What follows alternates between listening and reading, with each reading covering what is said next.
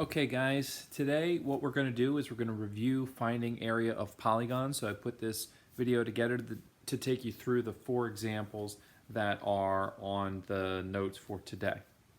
So you can either do these examples right on the PDF if you want to print that out, or you can do these in your notebook. It makes no difference to me, but I'll lead you through them to make sure you remember how to do the area of polygons before we go on to some other things with geometry that we'll be doing. So this first example, first you have to figure out what shape this is. If you recognize it, it has 2 sets of parallel sides, so that makes it a parallelogram. So if you can remember, the parallelogram formula is area is base times height. Now, if you didn't remember that, you can always Google it or pull out your old formula sheet if you still have that. So we have to identify the base and the height. Now the key with base and height is they have to be perpendicular. So you're going to be looking for that box to tell you where is the perpendicular line. So it looks like the bottom here is going to be used because that's where that box hits. So 24 is going to be my base, and then the vertical perpendicular line to that is this ghost line, which is not that side line, the 15, that's a distractor. It's actually this 14.5 that's drawn outside of the figure, and they draw that there so you can have the height. So my base is 24, like I said, and my height is 14.5, and when I multiply those together, I get 348 square inches. So that's example 1. Moving on to example 2, hopefully you realize that since this figure has 3 sides, all that other stuff is ghost drawings. That's a 3-sided figure, making it a triangle. So if you can remember the triangle formula, or you can look it up, its area is 1/2 base times height. So start with the area is a half. I got to identify the base and the height.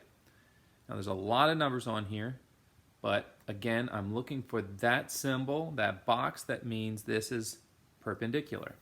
So that would include this 6.7 kilometer line, which is that bottom part. Now that 3.4 kilometer, that's like a distractor. It's a ghost measurement from that corner to the perpendicular line. You don't need it. You only needed the side of the triangle. The base is always going to be one of the sides of the triangle. In this case, it's 6.7 because that is what's perpendicular to that ghost line that's drawn outside. So 6.7 is my base, and then this ghost line is that perpendicular line.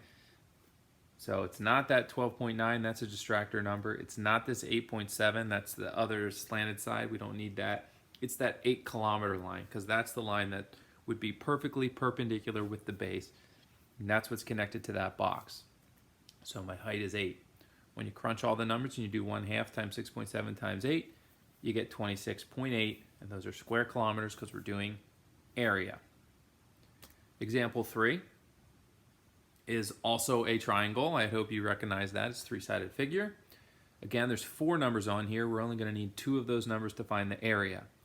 So triangle's formula again is 1/2 base times height.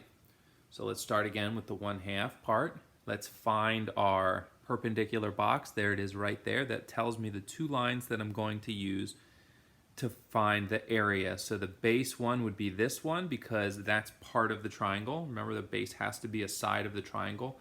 It has to be the side connected to the right angle, which is that one. So 15.7 will be my base. And then the height has to be the perpendicular line to that, which is this ghost line here, which is, of course is not these outside numbers. It's that 9 in the middle. So it's going to be 9. And then when you crunch all those numbers together, you should have gotten 70.65 centimeters squared. Final example, identifying this shape. Well, this has 1 set of parallel sides, the top and the bottom, and then the other 2 sides are not parallel to one another. So this is a trapezoid. And the trapezoid formula is the fun one. If you can't remember it, you can Google it, look it up on a formula sheet. Its area is 1/2 the height times the base 1 plus the base 2. Remember, there's 2 bases this time, not just 1. So let's start with our areas 1/2 and let's identify the bases. On a trapezoid, the bases are always the parallel sides. So that would be this 15 and 7. They're going to be my 2 bases. I'm going to plug those into that formula under base 1 plus base 2. That's 15 plus 7. And then the height is going to be perpendicular to that. Now, they don't have the perpendicular boxes drawn here. I drew them in just now. But that line outside is a perfectly vertical line. It is perpendicular. So that's what we're looking for. And that outside line, it could have been ghosted in, but they drew it outside, is the vertical distance between the bases. So that there is my height. That's going to be 10. Don't forget, you have to add the bases first. So I have to add 15 plus 7 because that's in parentheses. So I'm going to add those together first. You get 22 there, and then the area will, when you do all the math, will be 110 centimeters squared. So that's a little refresher course. Hopefully not too painful. This is kind of what we were doing right before we left for break, and we will continue to use some of this stuff as we move ahead. So good luck. Try the other examples. Have a great day.